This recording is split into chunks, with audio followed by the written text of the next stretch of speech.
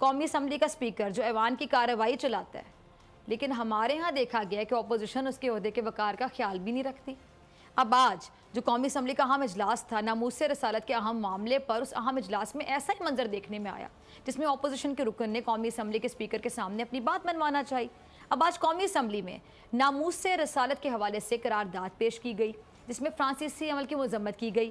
اس معاملے پر ہم سب کو ایک ہونے کا پیغام دینا چاہیے تھا، کیونکہ ناموس رسالت کا معاملہ ہے، معاملہ یہ ہے کہ ہمیں ایک ہونے کا پیغام دینا چاہیے تھا کہ اس پر ہماری سب کچھ ہمارا قربان، ہماری عزت، آبرو، شان و شوکت، جان و مال، سب کچھ قربان ناموس رسالت پر۔ ہر مسلمان کا دل نبی پاک صلی اللہ علیہ وآلہ وسلم کی محبت میں دھڑکتا ہے۔ آج انہی کی ناموس کے حوالے سے حکومت نے کہاں اجلاس بلایا تھا۔ اب ہونا کیا چاہیے تھا؟ ہونا یہ چاہیے تھا کہ سب اس پر اکٹھے ہوتے، لیکن افسوس کہ لیگی رہنما شاہد کاکان عباسی صاحب نے اس موقع پر بھی بد تہذیبی کا مظاہرہ کیا۔ اسپیکر قومی اسمبلی کو کہا کہ میں آپ کے منہ پر جوتا مار دوں گا۔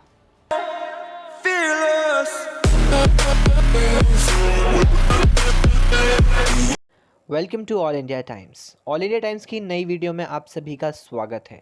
پاکستان میں حال ہی میں ہوئے پارلیمنٹ سیشن یعنی کہ سنسد میں ہوئے بھاشن اور جو فرانس سے ریلیٹڈ وہاں پرابلم چل رہا ہے اس پر ایک ڈیبیٹ ہو رہی تھی ان کے پارلیمنٹ میں۔ اسی وقت وہاں کے فارمر پرائم منسٹر یعنی کہ پورو پردھان منتری نے آ کر اسپیکر سے کہا کہ میں جوتا نکال کر تمہارے منہ پہ مار دوں گا۔ اور ایسی باتیں پاکستانی پارلیمنٹ میں اکثر ہوتی رہتی ہیں، اور آج اسی حوالے سے پوری پاکستان میڈیا میں وہ رونا رویا جا رہا ہے کہ اگر فرانس کے راجدوت کو واپس بھیج دیتے ہیں تو ہم بھوکے مر جائیں گے، نہیں بھیجتے ہیں تو ان کے نبی وصلو وسلم، سوری معاف کرنا وہ نام نہیں پتہ مجھے، ان کا توہین ہوگی۔ تو چلے ویڈیو شروع کرتے ہیں۔ چینل کو لائک کریں، سبسکرائب کریں۔ جے ہند، جے بھارت دوستوں۔ گزشتہ چند دنوں سے ہم نے حکومت اور ایک مذہبی جماعت جسے بعد میں کلندب بھی قرار دیا گیا، دونوں کے درمیان تکرار کی صورتحال دیکھی، اور اس میں سیکیورٹی داروں کے اہلکاروں سمیت متعدد افراد زخمی بھی ہوئے، کچھ شہادتیں بھی ہوئیں، لیکن پھر مذاکرات کامیاب ہوئے اور معاملات بہتری کی طرف چل پڑے ہیں۔ اچھا، مظاہرین کا یہ مطالبہ ہے کہ فرانس کے سفیر کو ملک بدر کر کے فرانس سے ہر قسم کے تعلقات ختم کر دیے جائیں، اور حکومت نے فرانس کے سفیر کو ملک بدر کرنے کے لیے قرارداد جو ہے وہ اسمبلی میں پیش بھی کر دی ہے۔ لیکن ایک سوال کہ اگر ہم فرانس کے سفیر کو ملک بدر کر دیتے ہیں تو اس کے پاکستان کی معیشت اور سفارتی سطح پر کیا اثرات مرتب ہوں گے؟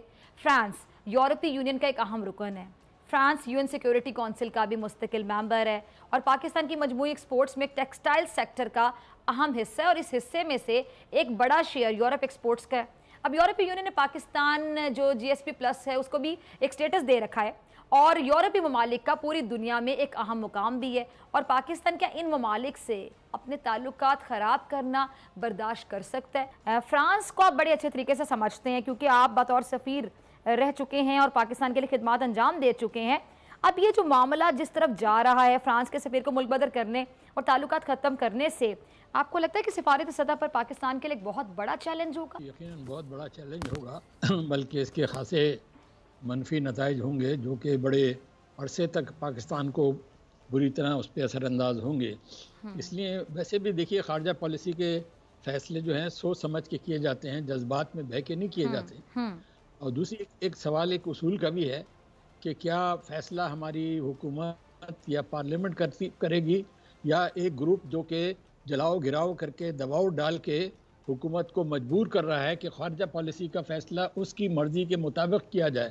اگر آج آپ ان کی یہ بات مان لیتے ہیں تو آئندہ وہ کسی اور ایشو پہ آن کے جلاؤ گھراؤ کر کے حکومت کو مجبور کریں گے، گویا کہ جو پارلیمنٹ کا ساورن رائٹ ہے، حکومت کا ساورن رائٹ ہے خارجہ پالیسی میں اور دیگر معاملات میں فیصلے کرنے کا، وہ ان سے چھین کر ایک موب کو دے دیا گیا جو جلاؤ گھراؤ کر کے اپنی منمانی کرنا چاہتا ہے۔ تو یہ بالکل ناقابل قبول ہے۔ آپ کی طرف آنا چاہوں گی میں فاروق سلیم صاحب، آپ نے سنا شاہد امین صاحب کو بھی، اب پاکستانی معیشت کا یورپ سے اہم تعلق ہے، اور اگر فرانس اور یورپی ممالک سے تعلقات خراب ہو جاتے ہیں، صورت میں پاکستان کی معیشت پر، اکانومی پہ کیا اثرات ہوں گے؟ دیکھیے، اثرات کی بات کر رہے ہیں، معیشت کی بات کر رہے ہیں، خارجہ پالیسی تو میری ایکسپرٹیز نہیں ہے، آپ کے پاس ایکسپرٹ اس کے بیٹھے ہیں۔ ایک ایشو یہ ہے کہ اگر کسی ایک دھڑے کی بات سن کے فرانس کے ساتھ ہم تعلقات خراب کر دیتے ہیں، ختم کر دیتے ہیں، کل کو کوئی ایک اور دھڑا کہے گا کہ امریکہ کے خلاف بھی ہمارے بہت سارے عزائم ہیں، اور امریکہ کے ساتھ بھی آپ اپنے تعلقات ختم کر دیں، کچھ مہینوں کے بعد کوئی ایک اور دھڑا آ جائے گا، وہ یہ کہے گا کہ برطانیہ سے بھی اپنے تعلقات ختم کر دیں، تو کیا ہم ان دھڑوں کی سن کے دنیا بھر سے اپنے تعلقات ختم کر دیں گے؟ اب معاملہ یہ ہے کہ کچھ غلطیاں، کچھ کوتاہیاں ہماری حکومت سے ہو رہی ہیں۔ دیکھیے نومبر کے مہینے میں سوچے سمجھے منصوبے کے تحت ہمیں نیگوشیٹ کرنا چاہیے تھا ایک پارٹی کے ساتھ، جبکہ ان کے ساتھ حکومت خود معاہدہ کر بیٹھتی ہے کہ ہاں ہم یہ چیز آپ سے اگری کر رہے ہیں، اور پھر جب وہ باہر نکلتے ہیں اور ہمارا کہنا یہ ہوتا ہے کہ جی وہ یہ کہتے ہیں کہ آپ معاہدے کی خلاف ورزی کر رہے ہیں۔ تو مجھے یہاں پہ نظر یہ آ رہا ہے کہ چاہے وہ معاشی میدان ہو، چاہے وہ انٹرنل پالیسی کے حوالے سے ہو، چاہے وہ خارجہ پالیسی کے حوالے سے ہو، حکومت کے پاس کوئی کریڈیبل قسم کی، کوئی ٹھوس قسم کی ٹیم ایگزسٹ نہیں کرتی۔ اب یہ کوئی کھوکھا نہیں ہے، کوئی دکان نہیں ہے چلانی، یہاں پہ ریاست پاکستان کا کاروبار چلانا ہے۔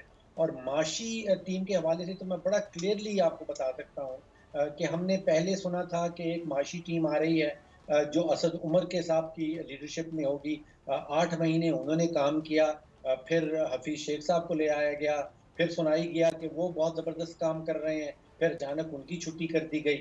تو پہلے ٹیم تشکیل دی جاتی ہے، پھر وہ ٹیم بیٹھتی ہے، وہ منصوبہ بندی کرتی ہے، پھر ان منصوبوں کے اوپر عمل درآمد ہوتا ہے، اور پھر کوئی نتائج سامنے آتے ہیں۔ ٹھیک ہے۔ ابھی توہین آمیز لفظ استعمال کرنا جو ہے یقیناً آزادی رائے کے زمرے میں نہیں آتا ہے۔ اس پہ بات چیت کی بالکل گنجائش ہے، وہ کوئی پاگل لوگ تو نہیں ہے، وہ ایسا تو نہیں ہے کہ ان کی عقل بند ہے، وہ کچھ نہیں سمجھیں گے، ان سے بات چیت کی جائے تو بات۔ ہمارے وزیر اعظم کی پوزیشن صحیح ہے کہ ایک تو ہمیں ان سے بات چیت کرنی چاہیے، دوسرے دیگر اسلامی ممالک کو مل کے ایک مشترکہ پوزیشن لینی چاہیے، تاکہ اگر دباؤ بھی ڈالنا ہے تو اس کا اثر ہو۔ صرف پاکستان کا دباؤ ڈالنے سے اثر نہیں ہوگا، اس کا نقصان پاکستان کو ہوگا، میرے خیال میں فرانس کو تو نہ ہونے کے برابر ہوگا۔ تو ایک لحاظ سے آپ ایک قسم کی اپنی ہی تباہی کی کوشش کر رہے ہیں۔ اگر اس میں اپنے آپ کو برباد کرنے کا شوق ہے تو اس کا کیا علاج ہے؟ میرے خیال میں حکومت کو اس بارے میں ایک واضح اور اصولوں پہ مبنی ایک پوزیشن لینی چاہیے۔ چلو پارلیمنٹ میں چلا گیا معاملہ، اگرچہ جانے کی ضرورت نہیں تھی، تو کل اس پہ ووٹنگ کر کے اس تحریک کو رد کیا جائے، ووٹوں سے اس کو رد کیا جائے، تاکہ جو اگریمنٹ تھا وہ بھی پورا ہو جائے اور فرانس کے ساتھ نقصان بھی نہ ہو۔